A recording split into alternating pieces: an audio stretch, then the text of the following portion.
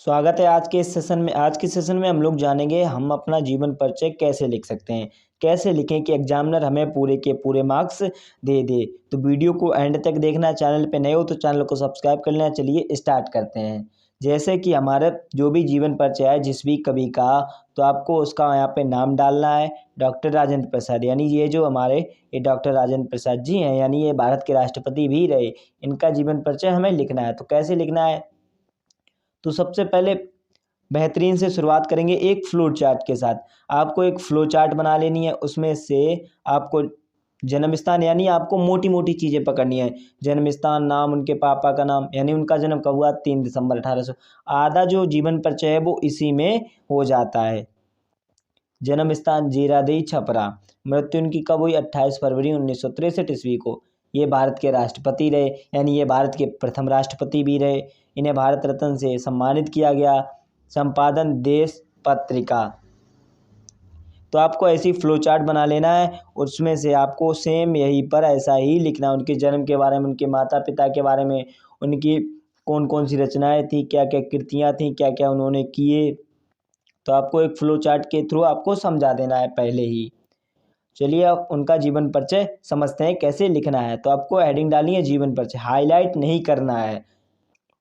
जीवन परिचय डालने के बाद अच्छे पेन से उसके नीचे से शुरुआत करेंगे। यानी जो डॉक्टर राजेंद्र प्रसाद थे, डॉक्टर राजेंद्र प्रसाद जी का जन्म सन 1884 ईस्वी में बिहार के छपरा जिले के जीरादेई नामक ग्राम में हुआ था। यानी डॉक्टर राजेंद्र प्रसाद जी का जन्म सन 1884 ईस्वी में बिहार के छपरा जिले के जीरादेई नामक ग्राम में हुआ था। डॉक्टर राजेंद्र प्रसाद जी बड़े मेधावी छात्र थे। प्रत्येक क्लास में प्रथम श्रेणी में उत्तीर्ण होते थे। यानी जो डॉक्टर राजेंद्र प्रसाद जी थे वो क्लास में मेधावी छात्र थे, यानी टॉप स्टूडेंटों में से एक थे। वह हमेशा अपनी कक्षा में प्रथम आते थे। कलकत्ता विश्वविद्यालय से एमए किया। उन्होंने कलकत्ता विश्वविद्यालय से एमए किया तथा मुजफ्फरपुर के एक कॉलेज में अध्यापन करने के लिए लगे। पटना एवं कलकत्ता हाईकोर्ट में वकालत का कार्य किया। यानी उन्होंने पटना और कलकत्ता हाईकोर्ट में वकालत का कार्य भी किया। भारतीय राष्ट्रीय कांग्रेस के 3 बार अध्यक्ष भी चुने गए। यानी जो डॉक्टर राजेंद्र प्रसाद जी थे वो कांग्रेस के 3 बार अध्यक्ष भी चुने गए थे। यानी भारतीय राष्ट्रीय कांग्रेस के 3 बार अध्यक्ष भी चुने गए थे। सन 1962 ईस्वी तक भारत के राष्ट्रपति पद को सम्मानित किया। यानी वह भारत के प्रथम राष्ट्रपति बने गए थे और राष्ट्रपति चुने गए थे। सन 1962 ईस्वी में डॉक्टर राजेंद्र प्रसाद जी को सर्वोच्च पुरस्कार से सम्मानित किया गया था। यानी डॉक्टर राजेंद्र प्रसाद जी को 1962 में सर्वोच्च पुरस्कार रत्न से सम्मानित किया गया था। अगर आपको इसकी पीडीएफ चाहिए तो डिस्क्रिप्शन में पीडीएफ मिल जाएगी, वरना आप साथ ही साथ लिखते चलोगे, समझ में आएगा तो आप उतने अच्छे से लिखोगे। सन 1963 में राजेंद्र प्रसाद जी की मृत्यु हो गई। यानी उन्हें 1962 में सर्वोच्च रत्न मिला, उससे सम्मानित किया गया और 1963 में उनकी मृत्यु हो गई। फिर इनकी कृतियाँ, जो मुख्य कृतियाँ हैं वो कौन कौन सी हैं। नागरिक पिछाड़ी सभा एवं दक्षिण भारत हिंदी प्रचार सभा के माध्यम से हिंदी को समृद्ध बनाने में महत्वपूर्ण योगदान दिया। किन्होंने, डॉक्टर राजेंद्र प्रसाद जी ने, जो हमारे देश के प्रथम राष्ट्रपति थे। इनकी प्रमुख रचनाएं निम्नलिखित हैं। यानी कौन कौन सी इनकी प्रमुख रचनाएं। पहली है भारतीय शिक्षा। भारतीय शिक्षा जो है इनकी प्रमुख रचना है। गांधी जी की देन। तीसरी है शिक्षा और संस्कृति। कौन सी है, शिक्षा और संस्कृति। चौथी है मेरी आत्मकथा। बापू जी के कदमों में। मेरी यूरोप यात्रा। संस्कृत का अध्ययन। खादी का अर्थशास्त्र। लास्ट है हमारी चंपारण में महात्मा गांधी। ये जो है ये उनकी मुख्य कृतियां हैं।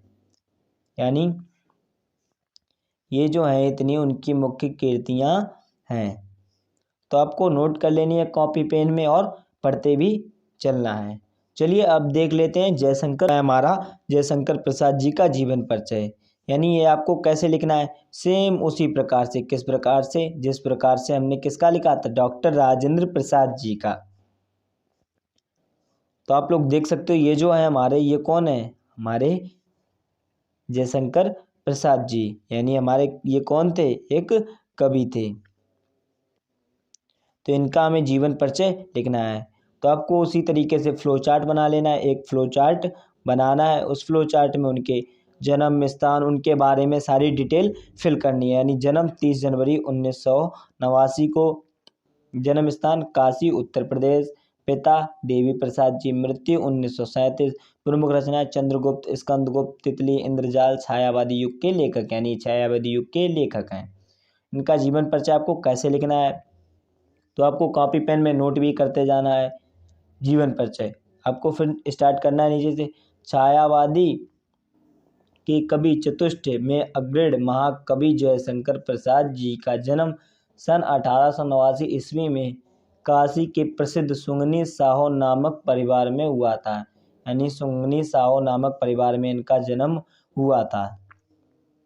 आगे क्या है, जयशंकर प्रसाद जी के पिता देवी प्रसाद और पितामह शिवरतन साहू थे। इनके बड़े भाई का नाम शंभुनाथ था। जयशंकर प्रसाद जी के बड़े भाई का नाम शंभुनाथ था। इनके पिता माता की मृत्यु के बाद शंभू जी ने ही इनकी पढ़ाई का प्रबंधन किया। यानी इनके माता पिता के गुजर जाने के बाद इनके बड़े भाई ने ही इन्हें सपोर्ट किया, यानी इनका प्रबंधन किया। सर्वप्रथम क्वींस कॉलेज में प्रवेश लिया, यानी पहले क्वींस कॉलेज में प्रवेश लिया। इनका मन वहाँ नहीं लगा तो घर पर ही अंग्रेजी और संस्कृत का अध्ययन करने लगे। यानी इन्होंने घर से ही हिंदी, अंग्रेजी, संस्कृत आदि भाषाओं का ज्ञान अर्जित किया। प्रसाद जी 17 वर्ष के थे तभी शंभुनाथ जी की मृत्यु हो गई। यानी जब हमारे जयशंकर प्रसाद जी 17 साल के थे तब उनके बड़े भाई शंभुनाथ जी गुजर गए। इन्होंने 3 शादियां की और तीनों ही पत्नियों की असमय में मृत्यु हो गई। यानी इन्होंने 3 शादियां की, तीनों की असमय में मौत हो गई। थोड़े दिनों के बाद उनके छोटे भाई की भी मृत्यु हो गई और यह अंदर ही अंदर टूट गए। इसी दुख में डूबे हुए क्षय रोग से ग्रस्त होकर सन 1937 में पंचतत्व में विलीन हो गए। यानी यह सब कष्ट देखकर जो हमारे कवि थे, कौन, जयशंकर प्रसाद जी, वह क्षय रोग के शिकार हो गए और इसी क्षय रोग के शिकार में सन 1937 में उनकी मृत्यु हो गई। इनकी कृतियाँ क्या हैं और रचनाएं क्या हैं। प्रसाद जी की बहुमुख प्रतिभा की धनी कवि थे। इनकी कृतियाँ निम्नलिखित हैं। कौन कौन सी हैं, चंद्रगुप्त, स्कंदगुप्त, अजातशत्रु, ध्रुव स्वामिनी, इंद्रजाल, आकाशदीप, झरना, लहर, आंसू। यानी यह जो उनकी हैं, यह प्रमुख कृतियां हैं किसकी, जयशंकर प्रसाद जी की। तो आपको भूलना नहीं है, आपको PDF मिल जाएगी, डिस्क्रिप्शन में लिंक है, जाके वहाँ से PDF डाउनलोड कर सकते हो और पढ़ लेना, समझ लेना अच्छे से, क्योंकि आपके बोर्ड एग्जाम काफ़ी नज़दीक है। आज के लिए बस इतना ही।